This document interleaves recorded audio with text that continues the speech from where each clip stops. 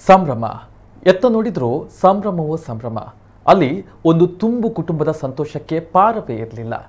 ಕುಟುಂಬಸ್ಥರೆಲ್ಲ ಸೇರಿ ನಡೆಸಿಕೊಟ್ಟಂತಹ ಕಾರ್ಯಕ್ರಮ ಸಂತೃಪ್ತಿಯಿಂದ ಕೂಡಿತ್ತು.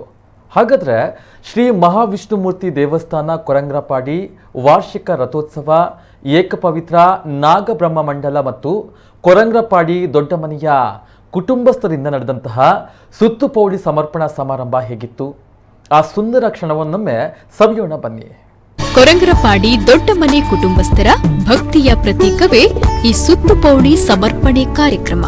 ಹೌದು, ದೇವರಿಗೆ ಸಲ್ಲಿಕೆಯಾಗುವ ಪ್ರತಿ ಕಾರ್ಯವೂ ನಿಷ್ಕಲ್ಮಶ ಮನಸ್ಸಿನಿಂದ ಕೂಡಿರಬೇಕು. ಅಲ್ಲಿ ನಮ್ಮ ತನು ಮನದ ಶುದ್ಧ ಭಕ್ತಿಯು ದೇವರಿಗೆ ಅರ್ಪಣೆಯಾಗಬೇಕು. ಮಹಾವಿಷ್ಣುಮೂರ್ತಿ ದೇವಸ್ಥಾನದಲ್ಲಿ ನಡೆದಂತಹ ಈ ಸುತ್ತುಪೌಳಿ ಸಮರ್ಪಣೆಯೇ ಇದಕ್ಕೊಂದು ಸಾಕ್ಷಿ. ಕಾರ್ಯಕ್ರಮದ ಪೂರ್ವಭಾವಿಯಾಗಿ ಕೊರಂಗ್ರಪಾಡಿ ದೊಡ್ಡಮನೆಯಿಂದ ಹಸಿರು ಹೊರೆ ಕಾಣಿಕೆ ದೇವಾಲಯಕ್ಕೆ ತರಲಾಗಿದೆ. ದೊಡ್ಡಮನೆ ಕುಟುಂಬಸ್ಥರ ದೈವಸ್ಥಾನದಲ್ಲಿ ತಂತ್ರಿ ವರ್ಗದವರು ಮತ್ತು ಕುಟುಂಬಸ್ಥರು, ಗ್ರಾಮಸ್ಥರು ವಿಶೇಷ ಪೂಜೆಯನ್ನು ಸಲ್ಲಿಸಿ ಬಳಿಕ ಹೊರೆ ಕಾಣಿಕೆ, ಚೆಂಡೆ, ಕಳಶ ಹಿಡಿದ ಮಹಿಳೆಯರು ವಾದ್ಯಗೋಷ್ಠಿಯೊಂದಿಗೆ ದೇವಾಲಯಕ್ಕೆ ಆಗಮಿಸಿದ್ದನ್ನ ನೋಡುವುದೇ ಚಂದ.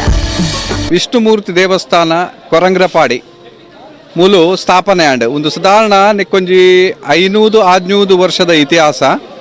ಈ ಒಂಜಿ ಇತಿಹಾಸ ಇತ್ತಿನಂಚಿತ್ತಿನ ಈ ದೇವಸ್ಥಾನಗೂ ಇಂಕಲ್ನ ಕೊರಂಗ್ರಪಾಡಿ ದೊಡ್ಡಮನೆ ಇಂಕಲ್ನ ಕುಟುಂಬ ಮೂಲು ಆಡಳಿತ ಮುಕ್ತೇಶ್ವರರಾದ ಮೂಲ ಕೆಲಸ ಮಲ್ತೊಂದಿತ್ತರು. ಈ ದೇವಸ್ಥಾನದ ಹೆಚ್ಚಿನ ಚಾಕ್ರಿನ ನಮ್ಮ ಕುಟುಂಬ ಮಲ್ತೊಂದಿತ್ತಂಡು. ಮುಲ್ತ ಏನ ಒಂಜಿ ಕೆಲಸ ಇತ್ತಂಡಲ್ಲ ಅವೇನು ಇಂಕಲ್ನ ಕುಟುಂಬ ಭಾರಿ ಒಂಜಿ ಪೊರ್ಲುದ ರೀತಿಡ್ ನೆರವೇರಿಸಿದಂಡ. ಅವೇ ಈ ಸಂದರ್ಭಡು ಮೂಲು ಇನಿ ಇಂಕಲ್ನ ಸುತ್ತುಪೌಳಿ ಸಮರ್ಪಣೆ ಕಾರ್ಯಕ್ರಮ ದೊಡ್ಡಮನೆ ಕುಟುಂಬಡ್ದು ಎಂಕೋಲು ಮಲ್ತೊಂದುಲ್ಲ.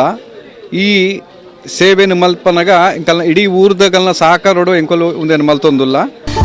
ಕೊರಂಗ್ರಪಾಡಿ ವಿದ್ವಾನ್ ಶ್ರೀ ಕೆಜಿ ರಾಘವೇಂದ್ರ ತಂತ್ರಿಯವರ ಮಾರ್ಗದರ್ಶನದಲ್ಲಿ ಕೊರಂಗ್ರಪಾಡಿ ವೇದಮೂರ್ತಿ ಕೆಎಸ್ ಕೃಷ್ಣಮೂರ್ತಿ ತಂತ್ರಿಯವರ ನೇತೃತ್ವದಲ್ಲಿ ಜೊತೆಗೆ ಮನೆತನದ ಎಲ್ಲಾ ತಂತ್ರಿಯವರ ಸಹಕಾರದೊಂದಿಗೆ ಧಾರ್ಮಿಕ ಕಾರ್ಯಕ್ರಮಗಳು ನಡೆದವು.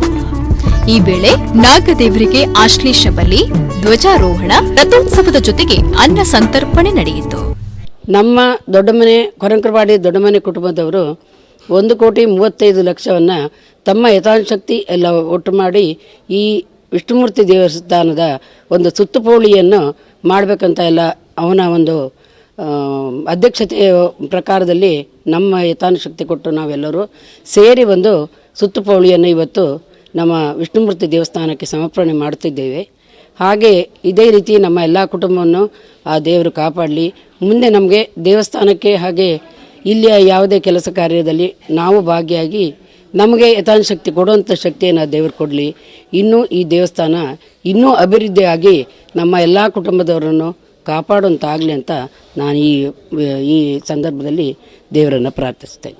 ಜೀರ್ಣೋದ್ಧಾರ ಸಮಿತಿಯ ಕಾರ್ಯಾಧ್ಯಕ್ಷ ಕೆ ವಾಸುದೇವ ಶೆಟ್ಟಿಯವರ ಅಧ್ಯಕ್ಷತೆಯಲ್ಲಿ ನಡೆದಂತಹ ಸಭಾ ಕಾರ್ಯಕ್ರಮದಲ್ಲಿ ಪೇಜಾವರ ಮಠದ ಶ್ರೀ ವಿಶ್ವಪ್ರಸನ್ನ ತೀರ್ಥ ಶ್ರೀಪಾದರು ಮಾತನಾಡಿ, ದೇವಸ್ಥಾನಗಳ ಜೀರ್ಣೋದ್ಧಾರದಂತೆ ಗ್ರಾಮದ ಅಭಿವೃದ್ಧಿಯ ಸಾಕಾರಗೊಳ್ಳುವ ಯೋಜನೆ ರೂಪಿಸಬೇಕು.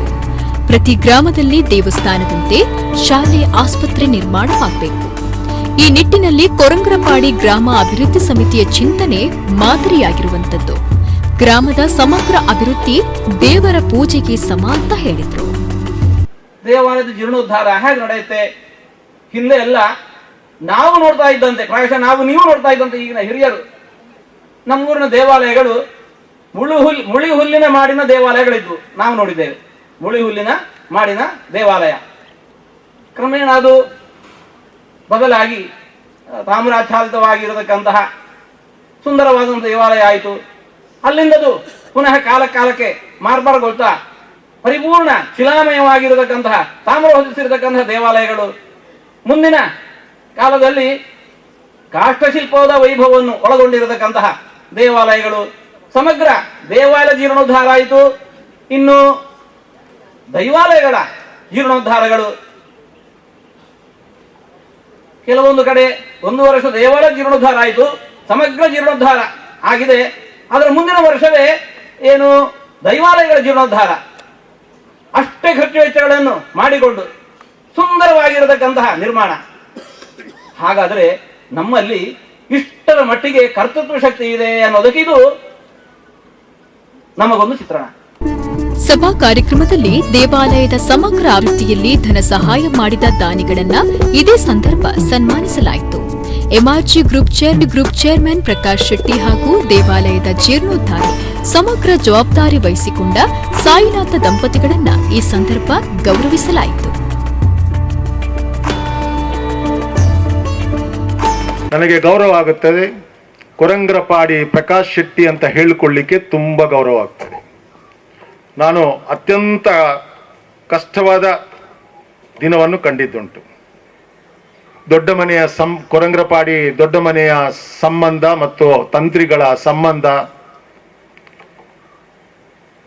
ಇವರಿಗೆ ಯಾಕೆ ಊರಿನವರ ಜೊತೆ ಸಮಸ್ತ ಊರಿನವರ ಜೊತೆ ಈ ಒಂದು ದೇವರ ಪೀಠವನ್ನು ಭದ್ರವಾಗಿ ಜೀರ್ಣೋದ್ಧಾರ ಮಾಡಬಾರ್ದು, ಮಾಡಲಿಕ್ಕೆ ದೇವರು ಯಾವಕ್ಕೆ ಅವಕಾಶ ಕೊಟ್ಟಿಲ್ಲ ಅನ್ನುವ ಒಂದು ಭಾವನೆ ನನ್ನಲ್ಲಿ ಯಾವಾಗಲೂ ಮೂಡಿ ಬರ್ತಾ ಇತ್ತು. ಇದು ನನ್ನ ಸಂಕಲ್ಪ ಕೂಡ ಆಗಿತ್ತು. ನನ್ನಿಂದ ಸಹಾಯವಾಗಬೇಕು ಅಂತ ಕೇಳಬೇಕಾಗಿರಲಿಲ್ಲ. ನನ್ನ ಆಲೋಚನೆ ಮೊದಲೇ ಇತ್ತು.